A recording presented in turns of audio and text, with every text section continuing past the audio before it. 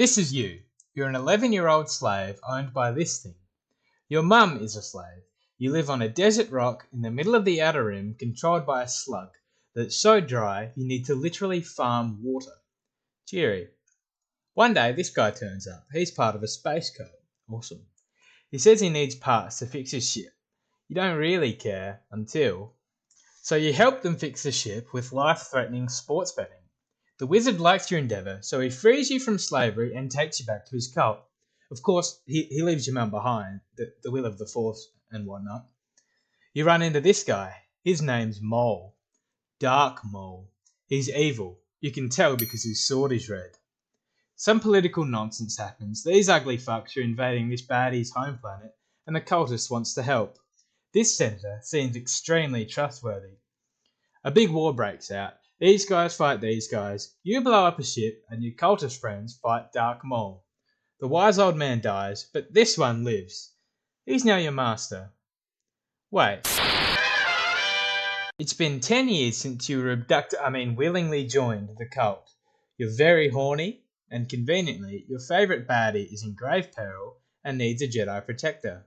Your master is a mullet on a mission. He needs to find your Mitz assassinator, so he talks to this guy, who has him talk to this guy, who has him talk to these blokes, who has him talk to this guy, who turns out to be a dastardly villain. Heinous. So they fight in the rain, and the dolphin people give your cult an army of clones of the guy he just fought, who were commissioned 10 years ago by a dude who was taken off your high council because he was very dodgy. Seems legit. Anyway, Mullet Man follows the heinous villain to a planet full of bugs and gets captured. While all this has been happening, you've been getting freaky and committing genocides. You go to help Mullet and get captured as well. Thankfully, your whole cult and the not suspect whatsoever clones save the day. This tremendously trustworthy politician makes himself a dictator, temporarily of course, and doesn't feel the need to investigate his random army. If I wasn't so clever, I'd think something strange was afoot with this bloke. Space. The final frontal, what the fuck. Here we go again, eh? Big old space battle. Lasers everywhere, little droids dicking around with this shit. This frightening fellow has captured your favourite trustworthy politician, so you and not Mullet anymore have to go rescue him. General Grievous runs away like a pansy, and you're left with Obi-Wan in a 2-on-1 with Grandpa. Not so scary, except this Grandpa cut off your arm and dispatches of your master fairly quickly. So you cut his head off, thanks to some wise words from your favourite dictator. Do it. Another happy landing, and you're home free. Talk of the town for killing Count Dookie, and your favourite baddie, now wife, is pregnant with your kid. Everything's coming up Millhouse! Except, of course, you have a nightmare. One exactly the same as the ones you had before your mother died, which you handled exceptionally well. You talk to the little green guy, and he pretty much says get over it, lol. Now this girl is the only good thing that's ever happened to you.